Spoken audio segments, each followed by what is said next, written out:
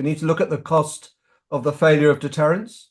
So if you look at what we're seeing in $500 billion worth of damage to Ukraine already, at least 500,000 Russian men killed and wounded, and the prospect of maybe another 1.8 million Russian casualties before this war comes to a conclusion. These are enormous figures. All of that was avoidable if Ukraine, with NATO, had deterred Russia from thinking it could do this. And we didn't do a good enough job. So a conversation about the military must first and foremost be about how you reset deterrence. Now, deterrence, I did 10 years in the Cold War. It's pretty boring a lot of the time. It's a way better answer than being vulnerable and being taken advantage of.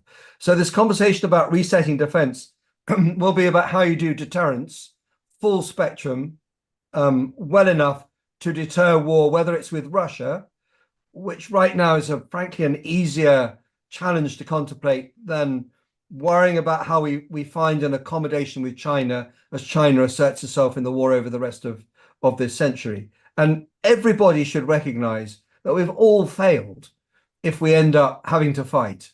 But we should also recognize it's part of the human condition when you feel squeezed enough to fight, almost regardless of the consequences. Again, look at what's happening in Ukraine.